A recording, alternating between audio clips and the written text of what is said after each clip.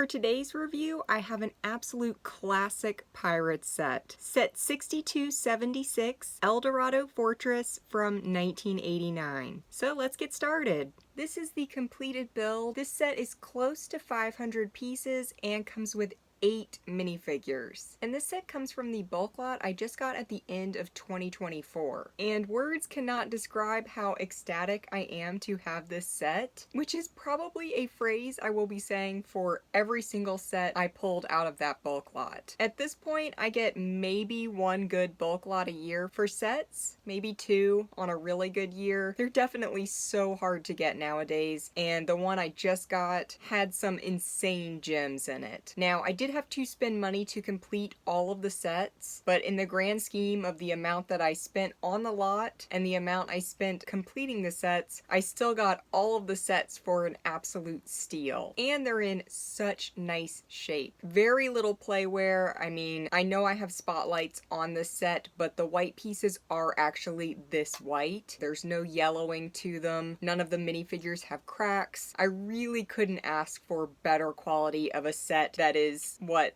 over 35 years old now? Somewhere around there, 36? A while ago. So before we go any further with the set, I'll go ahead and show you the minifigures first. There are 8 minifigures in this set, but there are quite a few repetitive ones, so don't worry, this won't take too long. First up, we have an Imperial soldier. You do get 4 of this minifigure, which of course is an absolute classic. Next up, we have an Imperial soldier officer, starting to get some different head patterns around this era. Tricorn hat, same great torso though. Then we have one of my top favorite minifigures from this set, the Imperial Soldier Governor. Love the printing for his hat. He has a slightly different pattern to his torso, different head, and he's a pretty valuable minifigure. Then you do get a classic pirate. Love the bandana, all the bright colors for him. And then finally you get Captain Redbeard, and he is my other favorite minifigure from this set. So all 8 of these minifigures are fantastic. So I do want to mention that I just realized as I was building this set, I did get one other Imperial Soldier set from that bulk lot, and now I have every Imperial Soldier set that LEGO ever released. That is something I never thought I would be able to say. That is something that has happened in the last couple of years and is definitely a shock to me. So again, I am just so excited to have almost accidentally completed the Imperial Soldiers line. I believe I was in the 8th grade when I got my first couple of sets from that line in a local vintage toy auction my mom took me to, and now I'm in my 30s and I just completed the line. So kind of crazy how life works that way. First of all, this set does come on an amazing raised base plate. Another ramp and pit base plate. Maybe I should make that a long-term goal for my entire collection, is to try and get every single one of these ramp and pit base plates. I'm just kidding.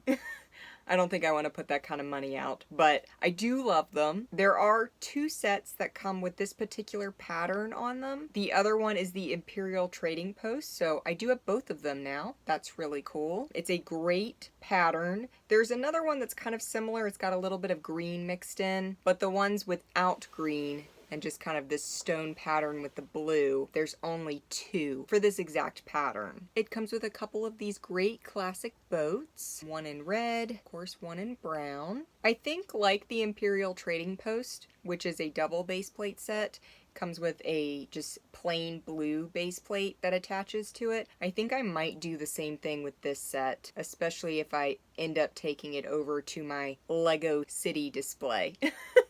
Since this area is kind of like a dock, I think it would look really good to have a blue base plate in at least one direction coming off of it. When I was going through the photos for the bulk lot to see if it was something I wanted to bid on, I actually had no idea this set would be in there. And even after doing the review of the photos for YouTube, it was kind of an after the fact that I noticed one particular piece that led me to believe this set was in that bulk lot, and I had pinned it as a comment on the top of that video. That was that I could see a yellow panel, and this yellow panel is a very rare piece. It was flipped face down, so I couldn't see if it had a pattern on it, but actually if it doesn't have a pattern on it, this is the only set that piece ever came in. Any set, pattern or not, that comes with this yellow panel is a great and rare set to have, so I was even more excited about that bulk lot coming in because I wanted to find out if this had a pattern on it or not. And I would have been equally happy with, I think it's 3 different options for that panel. But I think I'm a little extra excited it's this set since I get to finally complete the Imperial Soldiers line. So I've always been a fan of any set that comes with those panels, with patterns or not,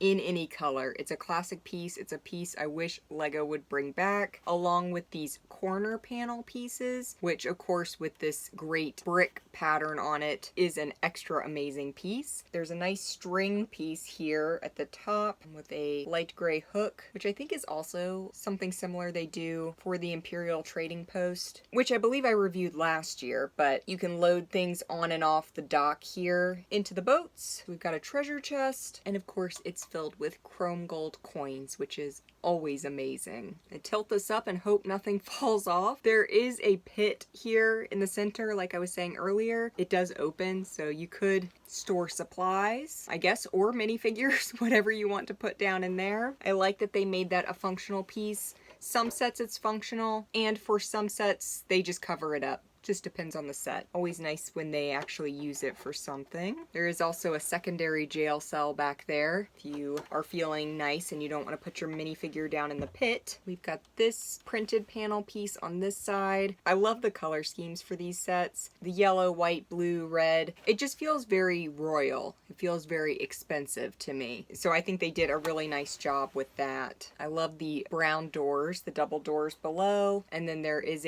just a singular door here, which is used on a corner. I love the way they did that. You know, usually you just see those doors together, like the double doors. So to use it on a corner that way, I think is a really unique way to use those doors. I did have to replace the flag for this set. Basically, all the flags that were in the bulk lot were broken. I feel like it's due to pressure because it was, you know, a lot of weight storing all of those pieces together because the pieces themselves were in pristine shape. So the flags were all super white, really no scratches or anything noticeable damage to them, but they were all broken, like both sets of clips, completely unusable. So I will be repurposing those. It does also come with a classic palm tree.